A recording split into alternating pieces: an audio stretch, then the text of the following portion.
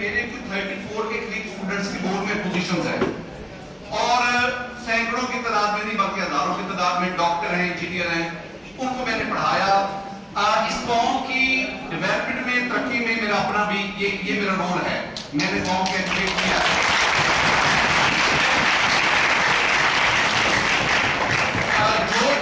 जो चीज मैंने देखी है ना, वो बच्चे जो डॉक्टर बने हैं, वो बच्चे जो इंजीनियर बने हैं, मैंने उनमें एक खास बात देखी है और वो ये मैंने देखा है, वो सारे के सारे एक बात कॉमन है, वो सारे के सारे बाअदब हैं। मैंने किसी बेअदब को किसी मंजिल पर पहुंचते हुए आज तक नहीं देखा। और मैं बार बार इस बात का जिक्र करता हूं कि ये वो जो लर्निंग एटीट्यूड है उसकी दो कंडीशन में से एक है। एक और चीज, आने वाले जो 10 साल है ना, अगर आप पूरी दुनिया की स्टैट्स को इकट्ठा कर दो, आने वाले जो 10 साल है ना, इन 10 सालों में 5 ऐसी फील्ड्स हैं जिनमें जॉब, जिनमें नौकरियां बहुत ज्यादा क्रिएट होंगी। 5 फील्ड्स हैं। टॉप पे आईटी है, आर्टिफिशियल इंटेलिजेंस है। आईटी की 2 फील्ड में से टॉप पे आर्टिफिशियल इंटेलिजेंस है, एआई। दूसरे नंबर पे डाटा साइंस है। तीसरे नंबर पे ई कॉमर्स है। फोर्थ वन पे इंजीनियरिंग है और फिफ्थ वन पे मेडिकल साइंसेज है। अब मेडिकल साइंसेज में ना, मेडिकल साइंसेज में 2 चीजें आ जाती हैं। एक तो डॉक्टर्स, एमबीबीएस कह दें, बीडीएस कह दें, और साथ ही साथ वो जो वेटरनरी के डॉक्टर्स हैं, ये एक, और साथ ही साथ पैरामेडिकल स्टाफ। याद रखिएगा, हर एक फील्ड का खात्मा हो सकता है, हर फील्ड में फ्लक्चुएशन आ सकती है, किसी में कम, किसी में ज्यादा, लेकिन एक फील्ड जो कांस्टेंटली ऊपर बढ़ती है, जो आगे बढ़ती है, वो मेडिकल की फील्ड है। आप जानते हैं, अगर इंसान है, जानवर है, अगर इंसान है तो इंसान के साथ बीमारियां भी वाबस्ता होती हैं और उनके ट्रीटमेंट के लिए आप लोग भी होते हैं। यानी आप जिस फील्ड को चूज करने जा रहे हैं, जैसे हम एमडी कैट, उसके बाद एमबीबीएस, अल्लाह ताला आपको कामयाब करे, उसमें तरक्की ही तरक्की है। मैं ना कुछ अर्सा पहले ना दुबई गया। दुबई में 2 फील्ड्स जो है ना, 2 ऐसे प्रोफेशन हैं जिनमें लोगों की सैलरीज भी बहुत ज्यादा है और जिनमें लोगों की पे भी वहां पे ना उनकी रिस्पेक्ट भी बहुत ज्यादा है। एक है नंबर 1 पे, वहां पे टीचिंग सैलरीज गल्फ कंट्रीज में, गल्फ कंट्रीज, ये दुबई हो गया, मस्कत हो गया, सऊदी अरब, ये गल्फ कंट्रीज है। तो गल्फ कंट्रीज में सबसे ज्यादा पे टीचर की होती है, सबसे ज्यादा बेनिफिट टीचर के होते हैं। दूसरे नंबर पे सबसे ज्यादा ना पैरामेडिकल स्टाफ और डॉक्टर्स, इनका होता है। तो जो आप प्रोफेशन चूज करने जा रहे हैं, ये एक सस्टेनेबल है, इसमें ग्रोथ बहुत ज्यादा है। आप खुद ही देखें कितनी ग्रेस होती है जब आपने व्हाइट कोट पहना हो, स्टेथोस्कोप जो है ना वो आपने गले में लटकाया हो और आप एक बड़ी शान के साथ कॉरिडोर में जा रहे होते हैं। हर एक वो ग्रेस ही इतनी बेमिसाल है कि हर एक उसको लेना चाहता है। अब एक और बात की तरफ आए, और वो क्या, सबसे जो इंपॉर्टेंट चीज एमडी कैट। बात मैं टीचर ट्रेनिंग की बात हूं ना, तो मैं टीचर्स को कहता हूं कि यार आप ना 2-2.5 महीने के सेशन में जो आप बच्चों को पढ़ा रहे होते हैं ना, सिर्फ एक काम किया करें, आप बच्चों को एफएससी और एमडी कैट, उसमें मैं इन बातों की तरफ नहीं आना चाहता कि एफएससी के बाद आपका एमडी कैट आता है, एमडी कैट जो है उसका पर वेटेज जो है वो 50% है, एफएससी 40% है, मैट्रिक 10% है, एफएससी में इतने एमसीक्यूज हैं, मैं इनकी तरफ एंटी टेस्ट में फलाने वाले, तो ये सब चीजों का आपको पता है, मैं उसकी तरफ भी आ रहा हूं। मैं और चीजें आपको समझाना चाह रहा हूं।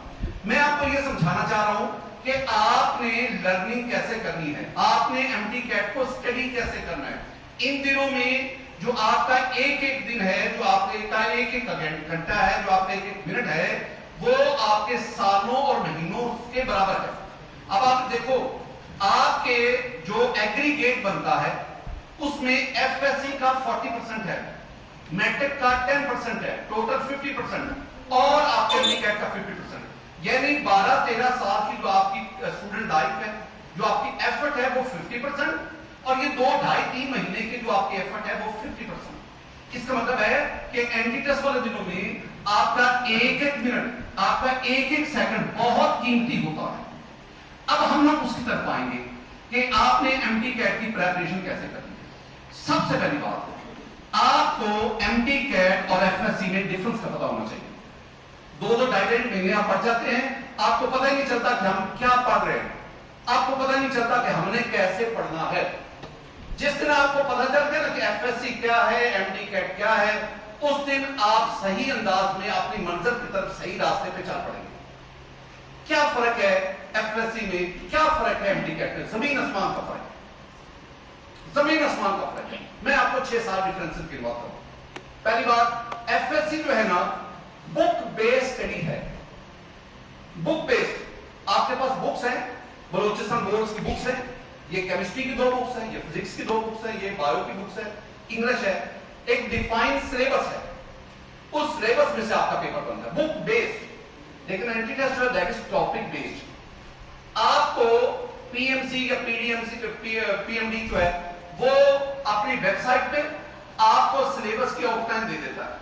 वो कहता है बॉयल्स ला करें, चार्ल्स ला करें, एवोगैड्रो ला करें, जनरल गैस इक्वेशन करें। अब आगे वो क्या कहता है? वो कहता है नहीं बॉयल्स ला की जो लिमिटेशन है हम कितना करें, इल्म की तो कोई हद नहीं, ला की तो कोई हद नहीं। वो फिर बता देता है कि आपने ना अपने बलूचिस्तान बोर्ड और फेडरल बोर्ड इनकी बुक्स को कंबाइन करना, यानी जो ये वो डिफाइन कर देता है। लेकिन एफएससी बुक बेस्ड है, एंटी टेस्ट जो है वो टॉपिक बेस्ड है, और उसकी उन्होंने एक ना लिमिट बता दी। दूसरी चीज नंबर 2 पे, एफएससी में आज आपका फिजिक्स का पेपर, 2 दिन के बाद आपका बायो का पेपर, 2 दिन छोड़ के एक किताब एक पेपर। एंटी टेस्ट में ऐसा नहीं, एक ही दिन 2 केमिस्ट्री की बुक्स, 2 फिजिक्स की बुक्स, 2 बायो की बुक, इंग्लिश अनलिमिटेड, छोटा सा दिमाग आपका, इतना ज्यादा नॉलेज, इतना ज्यादा नॉलेज, वो आपने एट ए टाइम हर एक चीज को रिकॉल भी करना है, हर कॉन्सेप्ट को याद भी करना है, हर कैलकुलेशन को, हर एनालिटिक्स को वहां आपने एट ए टाइम रिप्रोड्यूस करना है।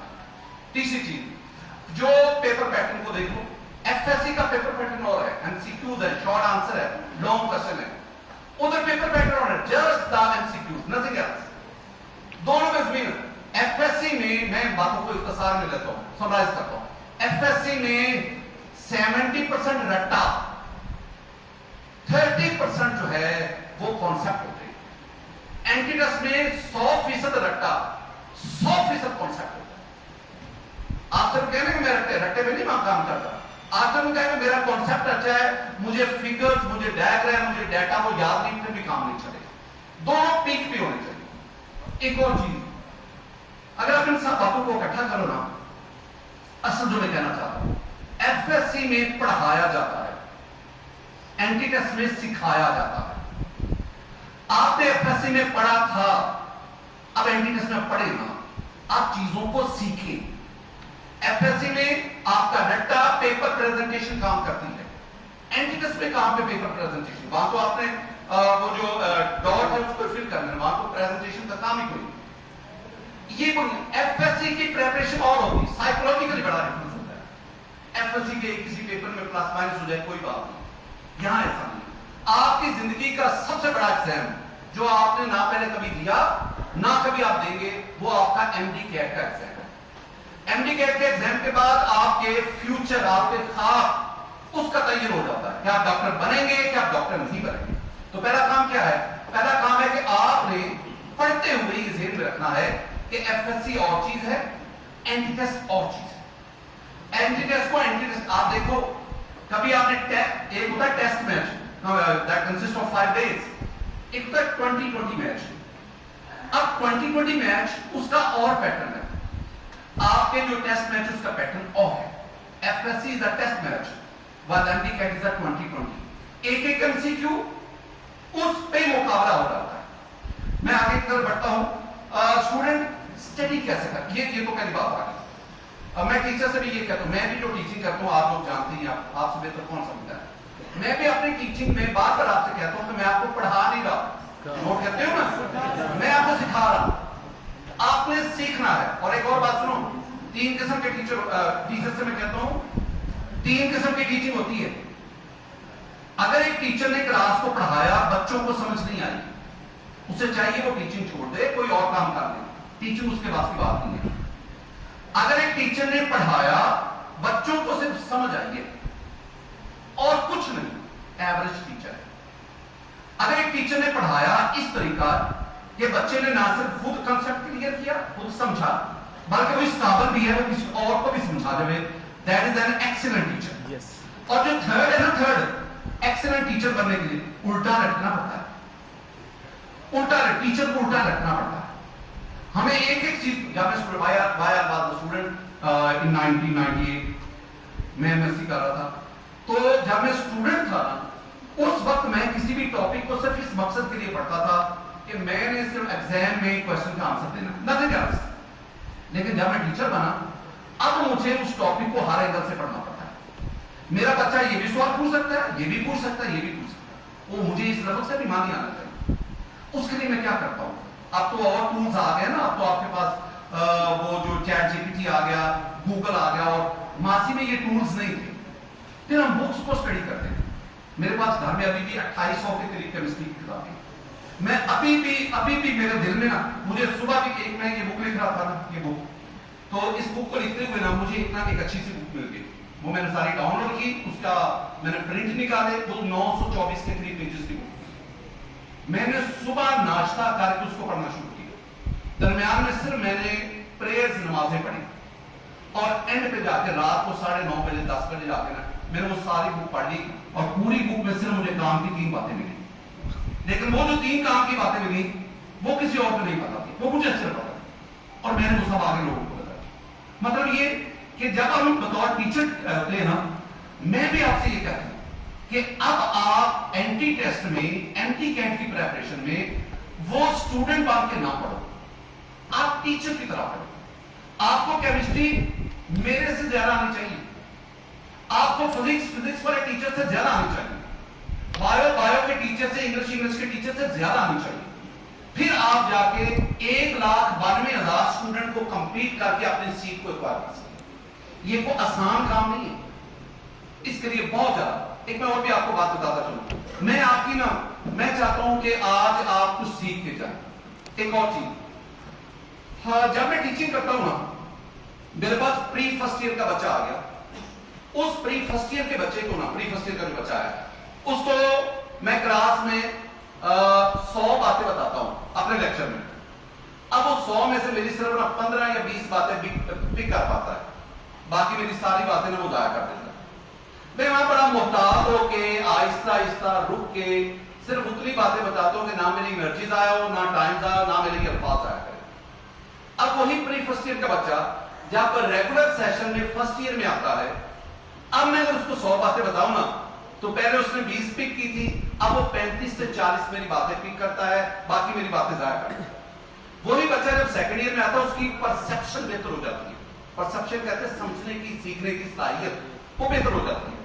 और जब बेहतर हो जाती है ना, अब मैं उसको 100 बातें बताऊं ना, वो मेरी साथ, ये मैं उस बच्चे की बात कर रहा हूं जो आप लोग बैठे, जो इंटेलिजेंट स्टूडेंट है, मैं उनकी बात कर रहा हूं। मैं बिलो एवरेज बच्चे की बात ही करता हूं, तो एक बात भी पिक नहीं करता। अब वो सेकंड ईयर में जब आता है ना, तो मैं उसको 100 बातें बताऊं तो वो 60 से 70 बातें मेरी पिक कर जाता है, अभी भी वो मेरी बातें जाया करता है। लेकिन एंटी टेस्ट ऐसा नहीं है। एंटी टेस्ट में अगर मैं 100 बातें बताता हूं ना, आपने 100 बातें पिक करनी है, मेरे एक कॉन्सेप्ट को, मेरी एक लाइन को, मेरे एक लफ्ज को जाया नहीं कर सकते। शायद वो 1-2 लफ्ज ही डिसाइडिंग वर्ड हो जाए, वो ही फैसला करें कि आपने डॉक्टर बनना है कि नहीं बनना। इसलिए मैं ये बार बार कह रहा हूं, अपना एटीट्यूड बदलो, अपने मकसद को देखो।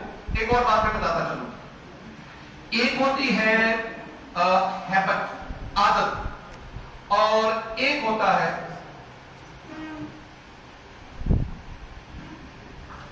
ये मैं पर जो बात कर रहा हूं ना, इसको आपने अपनी जिंदगी का हिस्सा बनाना है। एक होती है हैबिट, आदत, एक होती है फितरत, नेचर। आदत, सुबह जल्दी उठना आदत, ब्रश करना आदत, सच बोलना आदत, इखलाक से पहचाना आदत, लड़ना आदत, गुस्से में आ जाना आदत। अगर आप किसी भी आदत को एक लंबे अरसे तक कंटिन्यू करें, वो आपकी फितरत का हिस्सा बन जाती है। जब बड़े लोग हो जाते हैं ना, ये 30-35 साल की, तो आप उनके बारे में एक सेंटेंस बोलते हैं, क्या कहते हैं? यार ये तो फितरतन ही झूठा है, मतलब ये एक लंबे अरसे से झूठ पे कायम है, अब ये तो फितरतन ही धोखेबाज है। नहीं यार, वो फितरत बड़ा इखलाक वाला आदमी। ये फिर आपने काम करना है, आप अपनी अच्छी आदत को फितरत का हिस्सा बनाएं। अच्छी आदत क्या है? अच्छी आदत है आपने कम खाना है, हेल्दी खाना है। खाना कम खाना है, खाना उतना खाना कि आप जिंदा रह सकें, सिर्फ इतना कि आप जिंदा रह सकें, आप पढ़ सकें, आपका दिमाग जो है वो हेल्दी रह सके, उतना। इतना नहीं स्टफी खाना कि वो आपकी नींद पर गायब हो जाए। तो पहली बात कम खाना है, हेल्दी खाना है। दूसरी बात आपने कम सोना है, कम सोना है। जितने भी आप दुनिया की तारीख उठा के देख ले, जो कामयाब तरीन लोग है ना, वो 6 घंटे से ज्यादा नहीं सोते। तीसरी बात, कभी आप ना रात के पिछले पैर पढ़ने का एंजॉयमेंट करो। आप रात को ना जल्दी सोया करें, 8-9 बजे सो जाए, रात को 2 बजे उठा करें। जितने भी साइंटिस्ट हैं, जितने भी पैगंबर हैं, अगर आप उनकी हिस्ट्री उठा के देखें, बायोग्राफी को देखेंगे ना, तो आपको पता चलेगा कि ये सारे लोग रात के पिछले पहर में अपनी तमाम जो इन्वेंशन है, जो डिस्कवरीज हैं, जो इनोवेशन है, जो नई फलसफे हैं, ये उस वक्त आपका दिमाग में सारा दिन काम करके रिलैक्स होता है, थक चुका होता है, रात को सोने के बाद वो रिलैक्स हो जाता है। अब आप उस पर मैं भी जब ज्यादातर फैसले करने होते हैं ना, बाद में मैं लिखते ना कोई कॉन्सेप्ट नहीं आ रहा होता, फिर मैं रात को 2 बजे उठता हूं, फिर वो दिमाग से ही काम करना शुरू करता।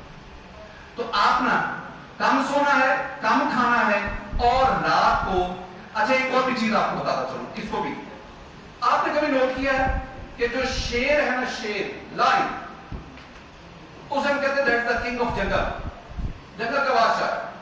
हालांकि जंगल में ना शेर से ज्यादा बड़े बड़े जानवर, ऊंचे ऊंचे जानवर, फुर्तीले जानवर वो जंगल में मौजूद है, लेकिन उनमें से किंग ऑफ जंगल कोई नहीं है, वो शेर ही है, जो उनसे बाद में से कमजोर भी है, बाद में से इतना ज्यादा फुर्तीला भी नहीं है, इतना ज्यादा बाद जानवरों से ज्यादा टॉल भी नहीं है, लंबा भी नहीं है, इसके बावजूद वो किंग है। वजह क्या है?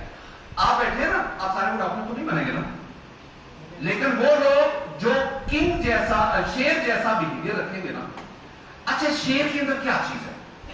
शेर के अंदर सिर्फ एक चीज है, दैट इज एटीट्यूड। एटीट्यूड। अब एटीट्यूड कहां से आता है? आप में से भी वो स्टूडेंट जो एक एटीट्यूड रखते हैं ना, एटीट्यूड, वो आगे बढ़ते रहते हैं। एटीट्यूड कहां से आता है? एटीट्यूड एफर्ट से आता है, एटीट्यूड मेहनत से आता है, एटीट्यूड दूसरे लोगों से मुनफिद होने से आता है, एटीट्यूड सारी सारी रातों को जागने से, सारा सारा दिन काम करने से आता है, एटीट्यूड एफर्ट से आता है, एटीट्यूड विजन से आता है। ये तमाम चीजें आपके अंदर एटीट्यूड डेवलप करती है, और एटीट्यूड से फिर बिलीफ जन्म लेता है, ईमान, इत्तेकाद, भरोसा, मैं ये कर सकता हूं, मैंने जो से कि मैं डॉक्टर बनूंगा। जब आप ये कहते मैं डॉक्टर बनूंगा, दिस इज योर बिलीफ, ये आपका यकीन है। अब इस बिलीफ के पीछे मैं डॉक्टर बनूंगा, वो एटीट्यूड है जो आप डेवलप करते हैं। एटीट्यूड दिनों में डेवलप नहीं होता, एटीट्यूड के लिए बहुत, एटीट्यूड के लिए अपने आप को मट्टी के साथ मट्टी बनाना पड़ता है। मिटा दे अपनी हस्ती को, घर कुछ मर्तबा चाहिए कि दाना खाक में मिलकर गुलो गुलजार बनता है। अगर कुछ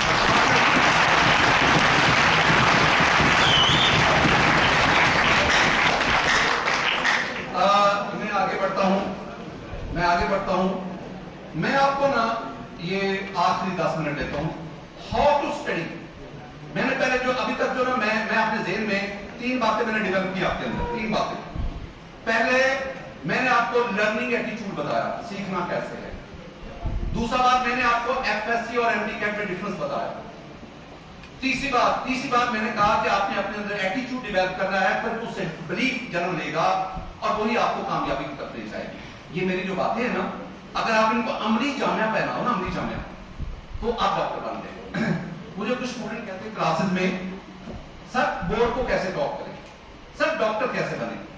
तो मैं आपको ना 4 बातें बता देता हूं, आप अपने छोटे बहन भाइयों को, कजन्स को, दोस्तों को आपको 4 बातें बता सकते हैं बोर्ड में पोजीशन के लिए डॉक्टर बनने की।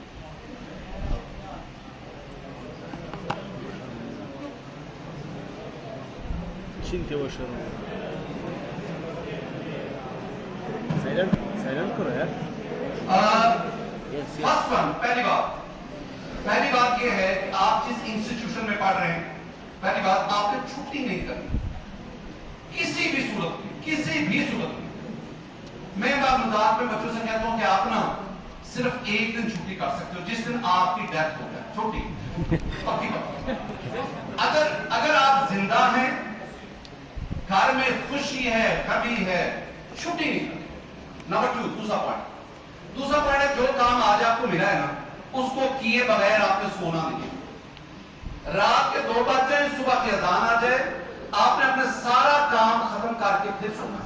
शुरू में आपको मुश्किल होगी, लेकिन with the passage of time ये आपके लिए आसान होता जाएगा। तीसरी बात, जो भी क्लास टेस्ट होगा, वो आपने ऐसे देना जैसे आपका एनुअल पेपर है। अभी भी आप एमडी कैट की तैयारी कर रहे हैं ना, जहां से भी कर रहे हैं, जो भी आपका टेस्ट हो रहा है ना, उस टेस्ट को ऐसे दो जैसे आपका एमडी कैट का पेपर है। अपने आप को इंप्रूव करो। और चौथी बात, नमाज नहीं छोड़नी, किसी सूरत भी आप नमाज नहीं छोड़ेंगे। मैं एक और भी बात आपको बताता चलूं, जिस दिन आपको ना नमाज पढ़ने का सलीका आ गया ना बेटा जी, आपको चीजें याद रखने का तरीका भी आ जाएगा। अच्छा, मैं एक आपको बात बताता चलूं, नमाज जो है ना, नमाज वैसे मुसलमान है, हम पे फर्ज है। इसका फायदा इससे और क्या और ज्यादा हो सकता है कि आप अपने रब के हुजूर पेश हो रहे हैं। इसका फायदा और क्या और हो सकता है कि आप अपने मुसलमान होने का सबूत दे रहे हैं। ये लेकिन साथ साथ और भी है, और वो क्या है, जब आप नमाज पढ़ते हैं ना, अगर आप नमाज खशू और खुजू से पढ़ना सीख गए ना, खशू और खुजू का मतलब होता है कि जब हम नमाज पढ़ रहे हो, इर्द गिर्द आपको किसी चीज का भी पता ना चले, दुनिया में इर्द गिर्द क्या हो रहा है, कौन आ रहा है, कौन जा रहा है, आपकी तवज्जो सिर्फ और सिर्फ किस पे होनी चाहिए कि मैं अल्हम्दुलिल्लाह रब्बिल आलमीन अर्रहमान रहीम, ये जो मैं कह रहा हूं, समी अल्लाहु लिमन हमीदा रब्बना लकल हम्द, इन सब के मीनिंग्स क्या हैं। जिस दिन आपको नमाज पढ़ने का सलीका आ गया, जिस दिन आप नमाज को खुशू और खुजू के साथ, तवज्जो के साथ, ये जो आप पढ़ते हैं ना कि ये भी टॉपिक में पढ़ रहा हूं आधा घंटा और मुझे याद नहीं हो रहा, उस वो इसलिए कि आपकी जो अटेंशन है वो डाइवर्ट होती है, डिस्ट्रैक्ट होती है, मुख्तलिफ एंगल पे जा रही होती है, आप अपने आप को कंसंट्रेट कर ही नहीं पाते। क्यों? प्रैक्टिस नहीं है। तो नमाज आपको कंसंट्रेशन में, प्रैक्टिस में, उसमें हेल्प करती है। अब आए उसके तरफ, मैंने कह रहा था आपसे, हाउ टू स्टडी, आपने एंटी टेस्ट को कैसे पढ़ना है। आप पढ़ रहे हैं, आप मजीद बेहतरी ले आओ उसमें। 3 है चीजें एंटी टेस्ट प्रिपरेशन की। 3, नंबर 1, पहला काम, line to line study of your text books. आपके पास 2 किस्म की बुक्स होनी चाहिए। एक तो बलूचिस्तान बोर्ड की होनी चाहिए, जो आप पढ़ चुके हैं फर्स्ट ईयर सेकंड ईयर, उसमें साथ ही साथ एक थोड़ा सा ना टेस्ट जो है ना चस्का, वो फेडरल बुक का भी ले लिया करो, कुछ कहीं से बुक। और अगर आपके पास पंजाब बोर्ड की बुक है ना, उसको भी थोड़ा सा रीड आउट कर दिया करो। कोई एक टॉपिक पढ़ रहे हैं, वेपर प्रेशर टॉपिक पढ़ रहे हैं, तीनों बुक से अंडरलाइन करो, लेकिन ज्यादा फोकस अपनी बुक पे दो, क्योंकि वो आपके साथ ज्यादा अटैच है। पहली बात, line to line study, line to line reading of your text books. ये आपके कॉन्सेप्ट डेवलप करती है। आप डेटा को मेमोराइज करते हैं, वहीं पे चीजों को अंडरलाइन करें, हाईलाइट करें। ये चीज मेरे लिए मुश्किल है, ये एमसीक्यू बन सकता है, ये डेटा है, इस वो अपने। दूसरी बात, नंबर 2, दूसरा है कि आपने ना उसके बाद अच्छा, मैं वो एक और भी चीज ऐड करता चलूं कि आप बलूचिस्तान बोर्ड को पढ़े, साथ ही साथ फेडरल बोर्ड को पढ़े। मैंने ये बुक लिखी है, आपके पास शायद किसी के पास पुरानी हो, अब इसको मैंने हाईली अपडेट, मैंने ना 2018 में एमडी कैट की बुक लिखी और मैं समझता था कि मेरी जिंदगी की वो सबसे बेहतरीन बुक है। 2018 में मैंने बड़ी उस पर, मैंने अपने ना उस वक्त कोई जो 15-20 साल पढ़ाया था, सारी टीचिंग जो है वो मैंने उसमें लिखी। आपको बुक्स ऐसी एमडी कैट की मिलेंगी जिसमें एमसीक्यूज होंगे और नीचे उसकी एक्सप्लेनेशन दी होगी। ऐसी बुक बनाना कोई मुश्किल नहीं होता। आपको पता है गूगल पे बहुत ज्यादा मटेरियल पड़ा हुआ है, वहां से कॉपी पेस्ट करके। लेकिन ऐसी बुक जिसमें आप टॉपिक के नीचे शॉर्टकट्स लिखते हैं, टॉपिक के नीचे आप मुख्तलिफ चीजों के कॉन्सेप्ट लिखते हैं, वो वही बंदा लिख सकता है जिसने कई सालों से पढ़ाया होगा और जिसको पता होगा कि एंटी टेस्ट की अहमियत क्या है, एंटी टेस्ट कहां से आता है। मैं आपको और भी बात बताता चलूं कि 6-7 किताबें हैं, सारे का सारा एंटी टेस्ट उसी से बनता है। तो जहां पे आप बलूचिस्तान बोर्ड की बुक पढ़ रहे हो, जहां पे आप फेडरल को टेस्ट दे रहे हो, ये बुक भी आपके पास होनी चाहिए। तो मैं आपसे कह रहा था ना, 2018 में मैंने बुक ली, मैंने कहा मेरी जिंदगी की सबसे बेहतरीन बुक है वो। मैंने फिर 23 बुक्स उसको सम अप करके अपना नॉलेज ऐड करके, लेकिन पिछले साल मैंने दोबारा बुक लिखी तो मुझे ऐसे लगा कि वो जो 2018 वाली बुक है वो बिल्कुल फारग है। अब इस बुक को मैंने लिखा, मेरे साथ वो 6-7 और भी प्रोफेसर बैठे हुए थे, तो सब ने मिलकर तो इसको हमने लिखा। इसका मकसद सिर्फ एक है, आप तो बुक की प्राइस को देख रहे हो, कागज कितने का लगा जी, उसके पेजेस इतने, वो नहीं प्राइस इसकी होती। इसकी प्राइस वो होती है कि जो लोग लिख रहे हैं वो कितने सालों से इस पे एफर्ट कर रहे हैं, तो वो उतने सालों की मेहनत को हम इसके अंदर यकजा करते हैं, इकट्ठा करते हैं। तो ये बुक खालिस तनाव, इसमें टॉपिक के एक्सप्लेनेशन भी है सारे, मैंने बड़े शॉर्ट फॉर्म में उसको लिखने की कोशिश की है। मैं आपको बताने की कोशिश की कि यार जब पढ़ रहे हो ना क्लास, तो आपने नोट्स ऐसे डिवाइड करने हैं। हर टॉपिक के बाद मैंने एमसीक्यूज दिए, वो एमसीक्यूज जो अब तक के पेपर्स में आए हैं और जो मेरे ख्याल में आएंगे, और उसके बाद उनकी एक्सप्लेनेशन, इसको आपने जरूर पढ़ना है। Line to line study books पहली बात। दूसरी बात, आपने टेस्ट देना है। टेस्ट देना एक काम है, और फिर उस टेस्ट की डिस्कशन करना दूसरा काम है। बाद लोग हम कहते हैं ना कि टेस्ट जो है ना, टेस्ट ही एक्चुअली एग्जीक्यूट होता है।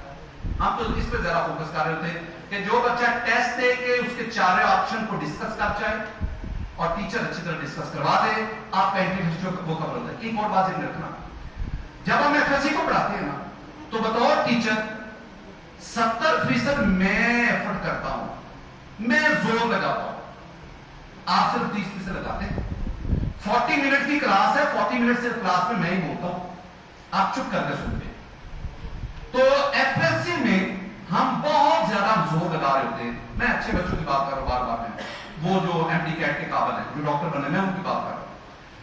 लेकिन जब एंटीटेस्ट आता है ना, हकीकत जाने, एंटीटेस्ट में सिर्फ हम पढ़ाते तो हैं 1.5 घंटा की क्लास, लेकिन एंटीटेस्ट में हमारी एफर्ट सिर्फ 2% है, 98% आपकी एफर्ट है। एंटीटेस्ट टोटली स्टूडेंट एफर्ट बेस है, लेकिन वो एफएससी उसमें हमारा भी इनपुट बहुत ज्यादा होता है। पेपर चेक कर रहे हैं, या तो पेपर इन चेक करते हैं, हम डिस्कस करेंगे, खुद आपने पेपर चेक कर। सेल्फ अकाउंटेबिलिटी है, सेल्फ अकाउंटेबिलिटी वो इसमें। तो ये सारी की सारी चीजें ना हाउ टू स्टडी में आपने जिक्र रखा। हम बच्चों को कहते हैं कि आप ना क्या पैटर्न करें, घर में आज आपको पता है कि आज आपने क्वांटम नंबर्स को पढ़ना है, घर में क्वांटम नंबर्स को पढ़ के जाना है, आपने अंडरलाइन करके जाना है। जो चीजें समझ आती है ठीक है, जो चीज समझ नहीं आती उसको अंडरलाइन करें, अपनी बुक के ऊपर लिख लें, ये मुझे चीज नहीं पता चली। अच्छा, अब टीचर ने वो पढ़ा दिया, समराइज कर दिया। अब दूसरा काम क्या है, यदि एक आपने घर से पढ़ के देना, दूसरा आपने क्लास में पढ़ना, तीसरा अब दोबारा घर में आना, दोबारा उन चीजों को पढ़ना, और चौथा काम आपने टेस्ट देना। हमने तो यही देखा है, जो बच्चे इन चीजों के ऊपर कारफरमा होते हैं, कारबंद होते हैं, वो कामयाब हो जाते हैं। अब कामयाबी सबके हिस्से में नहीं आती, कामयाबी उसके हिस्से में आती है जिसको बिलीफ होता है, और बिलीफ ये कहां से आता है? Belief is the product of attitude.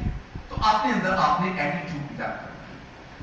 मैं बातें तो और भी करना चाह रहा था, लेकिन चूंकि इतना ही काफी है। इतनी बातें ही अगर आप कर जाएंगे ना, तो मैं समझूंगा कि मेरे यहां आने का मकसद पूरा हो गया।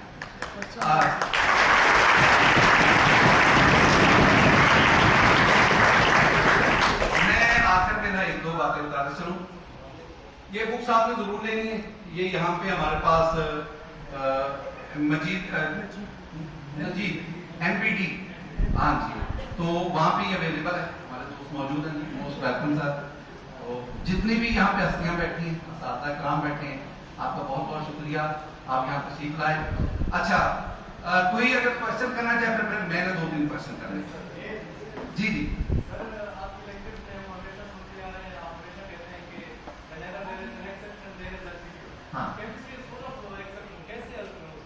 अच्छा अच्छा, केमिस्ट्री पढ़ाते हुए ना, हम जब पढ़ा रहे होते हैं ना, हम आप लोगों से ना एक आप बात नोट करते हैं, मैं पढ़ाते हुए बोला क्या कहता हूँ कि मैं जो बात मुझे नहीं समझ आएगी वो मैं आपको नहीं पढ़ाऊंगा, तो मुझे जो समझ आती है वो मैं आप तक कन्वे करता हूँ। केमिस्ट्री जो है बड़ी एक्सेप्शन से भरपूर है। आप पीरियोडिक टेबल में पीरियोडिसिटी को आप देखते हैं, कभी हम कहते हैं कि अराउंड द पीरियड जाते हुए दी आयोनाइजेशन एनर्जी जो है वो बढ़ती है, फिर हम कहते हैं नहीं, ये यहाँ पे सेकंड, थर्ड में, फिफ्थ, सिक्स में, उसकी रीजन और है, उसकी रीजन और है। मैं आपको, चले आपने क्वेश्चन कर लिया, मैं आपको जवाब देता हूँ। पंजाब टेक्स्ट कोड उसका ना पेज नंबर को 11-12, वहां पे ना इलेक्ट्रिकल कंडक्टेंस है, इलेक्ट्रिकल कंडक्टेंस ऑफ मेटल्स। तो जब ये नई नई बुक आई थी ना, नई नई बुक, तो वहां पे लिखा हुआ था कि down the group alkali metals और फर्स्ट लेयर सेकंड ग्रुप की बात कर रहा हूं कि डाउन द ग्रुप जो है वो इलेक्ट्रिकल कंडक्टेंस बढ़ती है। ये जब नई बुक आई, अब हमने क्लासेस में एंटीटेस्ट के क्लासेस में एफएससी में बच्चों को ये लॉजिक देना समझाना कि डाउन द ग्रुप क्यों अल्कली मेटल्स की इलेक्ट्रिकल कंडक्टेंस बढ़ती है।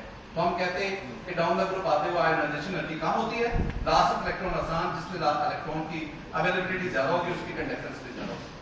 अच्छा 4 साल बाद उन्होंने चेंज कर दिया, उन्होंने कहा बुक वालों ने कह दिया कि down the group electrical conductance of first and second decreases. पहले बढ़ती थी, उसका लॉजिक हमने दे दिया, अब उन्होंने क्या कह दिया कम होती है। अब हमने सर पकड़ लिया, फिर हमने उसका लॉजिक ढूंढा। तो फिर बाद में जो बच्चे आए हम उनको फिर ये समझाते रहे कि डाउन द ग्रुप या इलेक्ट्रिकल कंडक्टेंस क्या और कम होती। फिर 2-3 साल के बाद उन्होंने फिर क्या कर दिया, डिक्रीज को क्या कर दिया इंक्रीज। अब हम फिर अपने पिछले टॉपिक पे चले गए। तो इस तरह ना मैं आप इसकी मिसाल दूंगा तो लंबी बात हो जाएगी। तो इस तरह ना अधूरे वाला जो एक्सेप्शन है, मेरे दिल में भी बहुत ज्यादा जख्म है ना, मैंने भी केमिस्ट्री के दुखों को पार रखा है, तो 2 साल के लिए आप भी इनको पा दे, ठीक है ना। आप तो फिर इनको दागे मुफारकत दे जाएंगे ना, तो हम तो 24 साल से इसको साथ दिए फिरते हैं। तो ये बिल्कुल आपकी ठीक है बात। जहां अच्छा आप ये भी नोट करो ना, एमसीक्यू बने गए वहां पे जहां पे एक्सेप्शन है, जहां पे रूटीन वाला ट्रेंड है वहां पे एमसीक्यू बनता ही नहीं। अधूरे वाला आप कुछ क्वेश्चन करना चाह रहे हैं? सेल्फ स्टडी कर सकते हैं घर पर? मैं सेल्फ स्टडी ठीक है, लेकिन एक बात देखें, दुनिया में कोई भी बगैर उस्ताद के काम नहीं हो सकता। मैं आपको एक बात बताऊं, वो काम जो आपने सेल्फ स्टडी से 1 घंटे में सीखना है ना, एक एक्सपर्ट टीचर एक आलम के पास बैठ के आप 10 मिनट में सीख सकते हैं। और एक और चीज, सेल्फ स्टडी करते हुए आप किसी भी चीज को वही चीज पढ़ेंगे जो ऊपर लिखी हुई है, लेकिन अगर आप किसी मोतबर उस्ताद के पास, किसी आलम के पास, किसी स्कॉलर के पास, किसी उस्ताद के पास बैठते हैं ना, तो वो उससे हट के भी आपको और कई चीजें बताते। तो इसलिए मुर्शद का होना, उस्ताद का होना लाजमी है। अब एक और बात है, मैं एक और भी चीज आपको बताना चाहूँ। आज जो मैं फील कर रहा हूँ ना आपके सामने खड़ा होके, मैंने इतनी गुफ्तगू कोई नहीं करनी थी, मैंने कहा था सिर्फ 25 से 30 मिनट, लेकिन आपकी मोहब्बत को देख के, आपके वर्गले जोश को देख के ना, मैंने कहा नहीं, मैं इनसे ज्यादा बात करूंगा।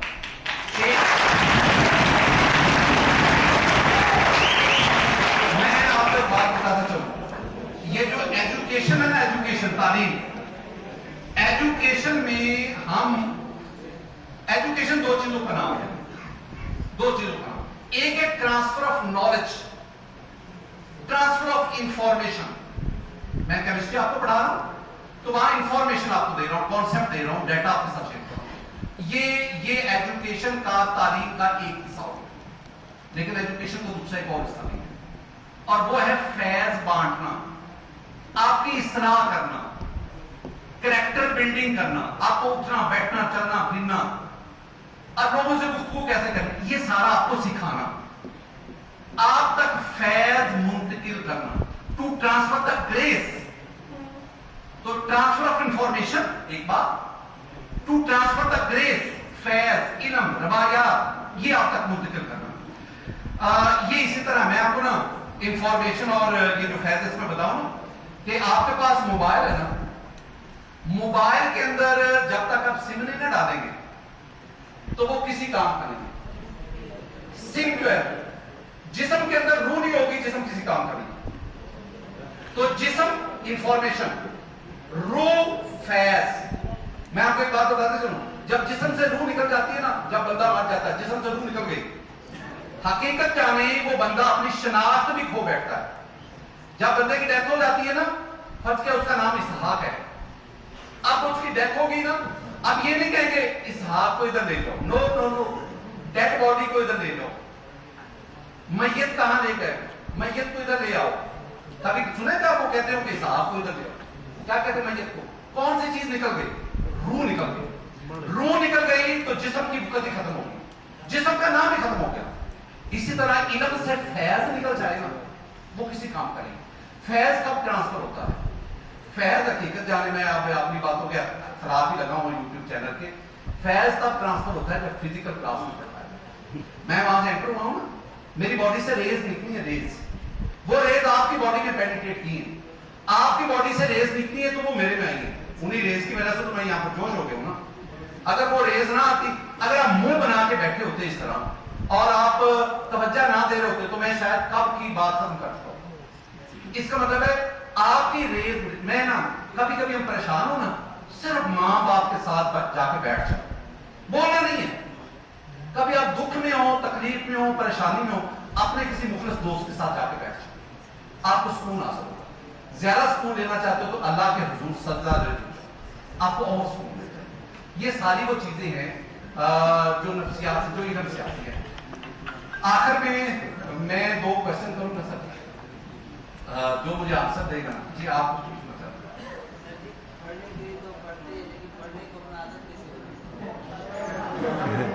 ठीक है आप अच्छा मेरी बात तो सुना करें।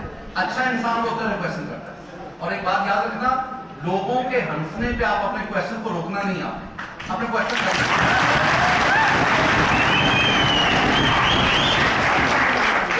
मजाक उड़ाते उड़ाने थे, आपने डॉक्टर बनना है, आप आगे।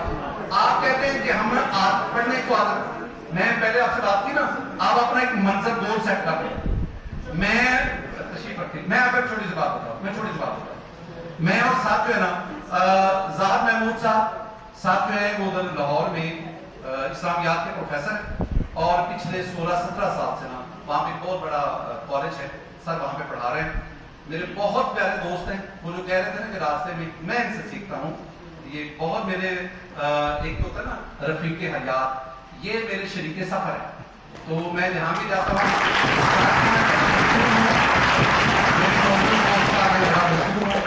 अच्छा तो मैं जो आपसे बात कर रहा था ना, मैं आपको बात बता दें, हम लाहौर से चले ना, लाहौर से क्वेटा 15 आवर्स 15 घंटे का सफर है। लाहौर से मुल्तान जो है वो 4 घंटे का सफर। अब लाहौर से हम क्वेटा आ रहे हैं ना, तो जब हम मुल्तान पहुंचे तो वहां पे गाड़ी ने कुछ देर के स्टे किया। अच्छा लाहौर से मुल्तान में सफर मालूम ही कोई नहीं हुआ, लोग मुल्तान पहुंच भी गए और फिर आगे हमारे तस्वीर का एक रुख, यानी तस्वीर का क्या रुख है, जब हमारी मंजिल 15 घंटे की थी ना, तो वो 4 घंटे का लाहौर से मुल्तान का सफर हमें कोई महसूस नहीं हुआ। अब दूसरी बात, अगर मैं लाहौर से सिर्फ मुल्तान आना चाहूं ना, तो हकीकत जाने मुल्तान आते आते मैं थक जाता हूं, यार इतना सफर, कहां मुल्तान है, कब हम पहुंचेंगे। मैं कहना क्या चाहता हूं, आप अपने ना जो गोल है, जो अपनी मंजिल है, वो बड़ी रखो। आपने बहुत अभी कठिन सफर तय करना है, अभी डॉक्टर को बने नहीं, अभी बहुत लंबा सफर है। ये छोटी छोटी जो हर्डल्स है ना, इनको साइड में करो। आज बिजली नहीं है जी, पसीना आ रहा है, भूख लगी हुई है, नींद आ रही है, मुझे याद नहीं हो रहा, वो याद किया था भूल गया, और ये छोटी छोटी बातें ये आपके रास्ते में एक दफा याद नहीं हो, दूसरी दफा याद करो, नहीं याद हुआ, आप सारी तवज्जो साइड पे करो, मोबाइल से जान छुड़ाओ, मोबाइल को सिर्फ जो पॉजिटिव पर्पस के लिए इस्तेमाल करो, वरना ये आपको बहुत सारा टाइम किल करता है। आप तवज्जो देंगे, एक दफा याद नहीं हुआ, दूसरी दफा नहीं हुआ, तीसरी दफा नहीं हुआ, याद हो जाएगा। लेकिन आप इरादा करो कि मैंने डॉक्टर बनना है, अपना अपना एटीट्यूड डेवलप करो। अच्छा और कोई क्वेश्चन करना चाहिए? बात तो सुनो, बहुत ज्यादा क्वेश्चन हो जाएंगे। आप यूं कीजिएगा, मुझे ना टेक्स्ट कीजिएगा, मैं वॉइस में आपके आंसर दे दूंगा।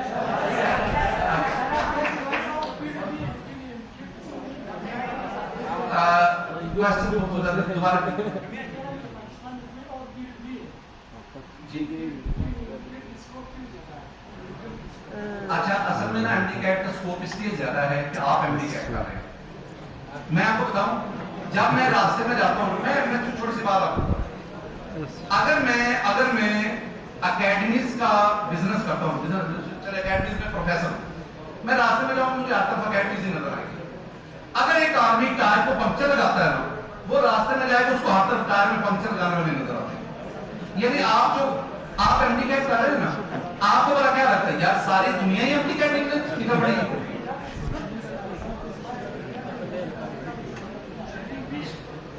सेशन शुरू करेंगे सर? हाँ नहीं ऐसी तो नहीं है वो। अभी आपके पास अगर डाटा आप पिछले 3 सालों से देखें, मैं आपको छोटी सी बात बताता चलूं, मैं तो 2000 से पढ़ा रहा हूँ ना, उस वक्त 8-9 हजार बच्चा होता था। अब आप देखिए 1,92,000, तो जैसे जैसे वक्त बढ़ा है और अगर ये 8-9 हज़ार था तो प्री इंजीनियरिंग में हमारे पास तो 14-15 हज़ार बचा था। तो डॉक्टर, अच्छा मैं आपको बताऊं, अगर आप एमडी कैट के बाद देखेंगे तो वो बनती है कोई 42 के करीब फील्ड्स। अगर आप प्री इंजीनियरिंग के बाद देखेंगे वो 96 फील्ड में पाकिस्तान की बात कर रहे हैं, उधर अपॉर्चुनिटी ज्यादा है जी।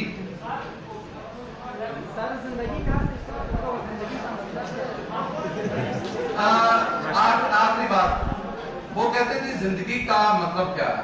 अच्छा वैसे मेरे नजदीक जिंदगी का क्या मतलब है? मेरे नजदीक जिंदगी का मतलब है कि आपसे लोगों को फायदा पहुंचे। मेरा ये मकसद था कि मेरे ख्याल से हर लेक्चर के एंड में मैं बात करता हूं, मैं आपसे कहता हूं, मैं आपसे प्रॉमिस करके वादा भी करता हूं कि आपने इल्म फैलाने के समझ में मेरे साथ होना। हमने इल्म फैलाने के समझ को आसान भी करना है, हमने इल्म फैलाने के समझ को घर घर भी पहुंचाना, ठीक है। अच्छा मेरे ना लास्ट में ना पहले बॉयज आपसे क्वेश्चन, जो क्वेश्चन का आंसर देगा उसको मैं पूछ दूंगा। मैंने इसके ऊपर ना लिख दिया टू माय डियर स्टूडेंट और नीचे मैंने ना साइन। अच्छा जी, मुझे बताएगा स्टूडेंट ये बताएगा कि मैंने ना कहा था कि आने वाले 10 सालों में 5 ऐसी फील्ड्स होंगी जिसमें सबसे ज्यादा जॉब्स क्रिएट होगी, कौन कौन सी? अच्छा आप सबसे पहले हाथ इस बॉय के यानी artificial intelligence, data science, e commerce, medical engineering. शानदार।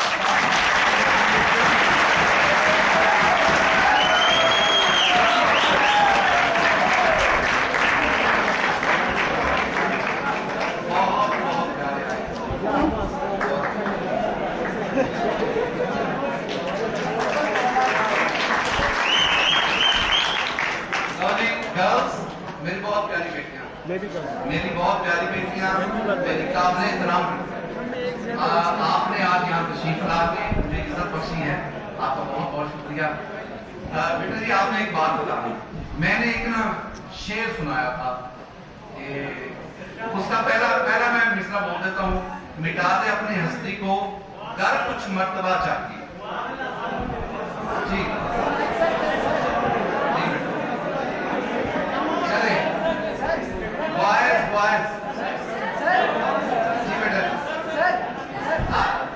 This is hard. Why? This is not girls. Why? बैठ जाओ।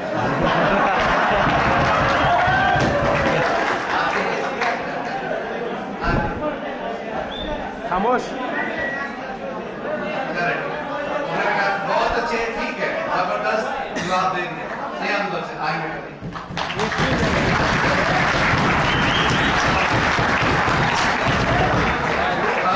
आखिरी बात सर, इसको एक बुक दो।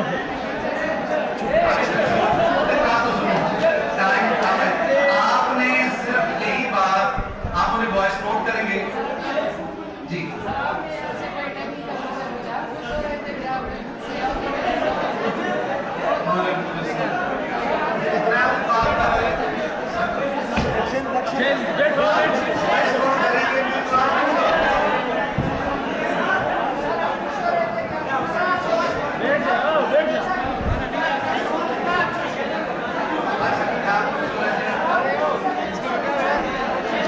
बैठो। आखिर में बात तो सुनो, फिर हम वाइंड अप करते हैं। आखिर में मैं हमेशा आपके लिए दुआ करता हूँ, याद है ना, मेरी दुआ हमेशा आपके लिए यही होती है कि अल्लाह ताला आपको खुश रखे, शाद और आबाद रखे। मैं एक बात करना चाहता हूँ, अपनी नमाज के बाद ये दुआ किया करो कि या अल्लाह तू हमसे राजी हो जा। आपको पता है ना, जिससे अल्लाह की जात राजी हो जाती है ना, कायनात का जर्रा जर्रा उससे खुश हो जाता है, और जिससे अल्लाह की जात नाराज हो जाती है, मुंह मोड़ लेती है, तो फिर उसके लिए जिंदगी अजीरन हो जाती है। सर, जिंदगी वो नहीं है जो आम लोग जी होते हैं, जिंदगी वो है जो खुशी से गुजारी जाती है। बेटा जी अल्लाह ताला आप सबको खुश रखे, आबाद रखे। सर, यहाँ सेशन कब शुरू बहुत शुक्रिया। अस्सलाम वालेकुम।